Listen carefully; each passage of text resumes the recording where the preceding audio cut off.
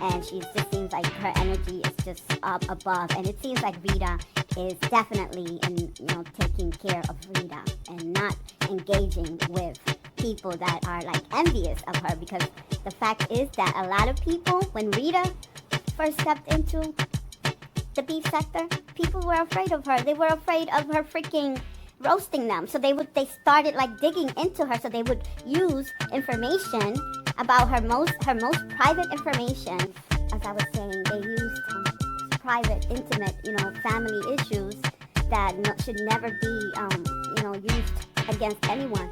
They destroyed. They exposed all her family stuff. It was just very, very painful. So Rita's been on YouTube for a very long time. I always get off the subject, but again, it's my fucking vlog, so I am always gonna get off the subject and get back on it if I feel like it. So yeah, Rita's been through a lot, so because I'm a sensitive person, I understood a lot of what she was, and I can relate to, even though we have a different life and everything, I can relate to her. And I'm pretty sure a lot of women who find her channel, they can relate to her. I think she's the kind of person that you like or you don't like. I don't think there's like an in-between with Rita. And usually the people who don't like Rita are like worthless, so it doesn't really matter, whatever. So going back to Alexander Rogers, the reason I am doing this channel is because Alexander Rogers, again, one of my favorite people on YouTube, has done something that I find very intelligent. At the same time, it's hilarious. He's got 57.2k subscribers on YouTube. Alexander Rogers has perfected the art of dry begging, or maybe juicy begging, or maybe hidden begging. But what he does is he is shameless about his. He has done that, but I think it took him a while to get there. Another person that I forgot to mention was Justin J. Alexander, the way Alexander used to drag Justin J was beyond. It was just beyond. Like, he really used to get on Justin J to the point that he had to stop himself because he realized that it was not funny. It was actually very cruel, and it was making him look bad. So I remember Alexander used to be like really, really like, I think it was sort of like, it was kind of like between hate and envy. He would say some horrible things about Justin J. But meanwhile, Justin J was not engaging in the war. He was not like giving into Alex. He was just going about his business, which is why I also love Justin J, because he never, ever engaged or gave in to Alexander's bullshit. As the years kept going, what happened was Justin was growing. His channel was growing, and Alexander's channel was stuck. It was not going anywhere. Nobody was actually subscribing. His channel was basically dead, and he came to a realization where he said, it's all on YouTube. You can find the story if you give a fuck. It's not anything that you need to go and research. It's not going to save your life. But if you ever care about the history of the beef sector, people who really want to walk around talking about they know shit about the beef sector, but they're giving you misinformation.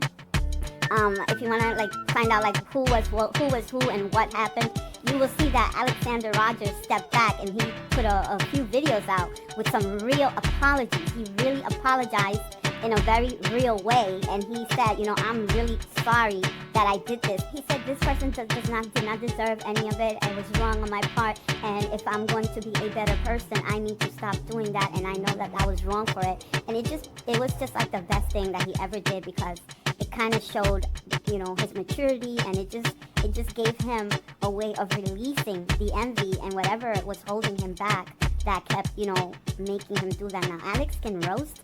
Oh my God, he can roast you back from the dead. He literally can bring back the dead with the way he roasts people. But, like I said, you would have to do your own research, find out who he is. The reason I'm doing this video is because I noticed that Alex loves to get free shit from his subscribers. And you know how we love to drag people who beg, and yeah, we do. But, I don't watch him enough to know how he does it.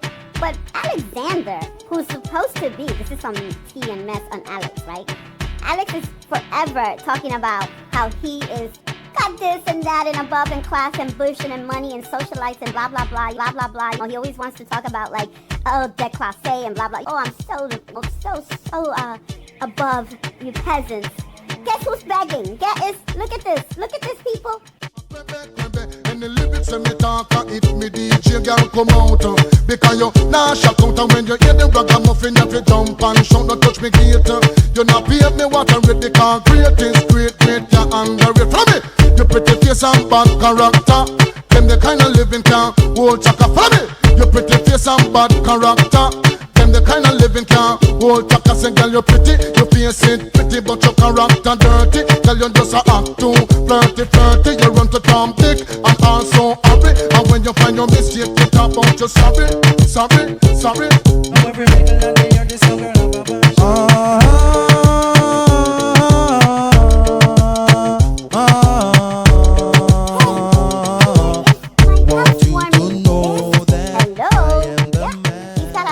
List. This motherfucker, yeah, because you're gonna get roast too, Alexander.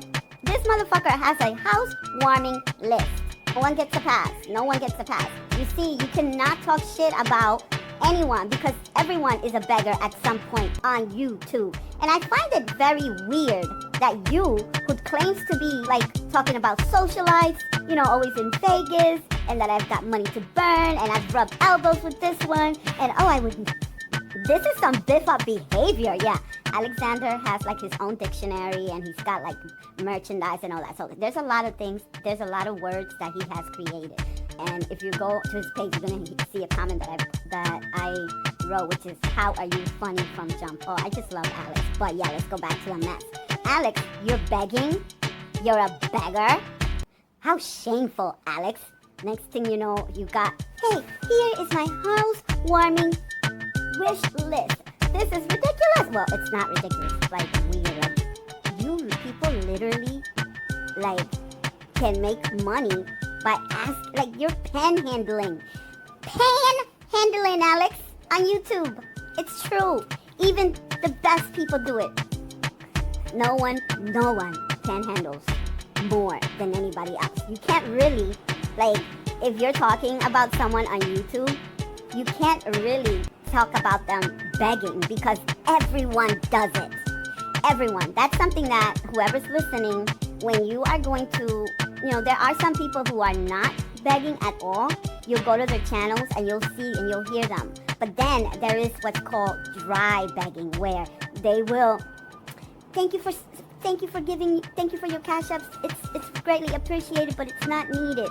So like they have like a way of like begging without begging, but again, you can't really come after someone for begging because everyone does it. I think it's part of the YouTube culture. And you know what? I find it a little bit like abusive because I believe most people are generous. That's my opinion. Most of us have a giving heart.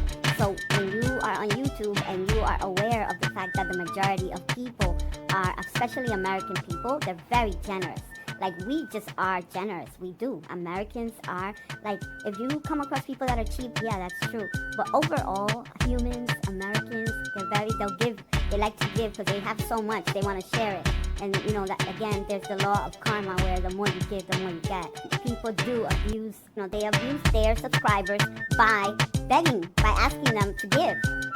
But it isn't fair to the viewer, but for every person that doesn't give, there's 20 that will give. So now I'm talking about the social media has created cyber panhandling, where the society in cyber media is they're all a bunch of beggars.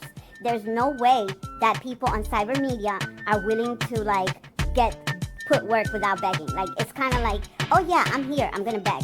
So like, imagine like if you went into like you got into the train and everybody was a panhandler. Like, who do you fucking ask from when everyone is begging? It's just crazy. I don't give a fuck if I talked a lot. I don't really give a fuck about what you people think. If you don't like me, I only give a fuck about what I think. Really, I do. Because I don't have a lot of people, you know, watching my videos. I do have people that I know, you know, who watch my videos, and I respect the people who do watch my content. But I know that I can't really give a fuck about what I say, because in reality it seems like the content of my videos are not being watched. In a way, I really don't care, because if I cared, then I would stop doing them, you know, because nobody's watching them. So then obviously I'm just doing it for myself. Again, these videos are being watched by me, and I'm my #1 fan. And if you don't give a fuck, I'm just letting you know.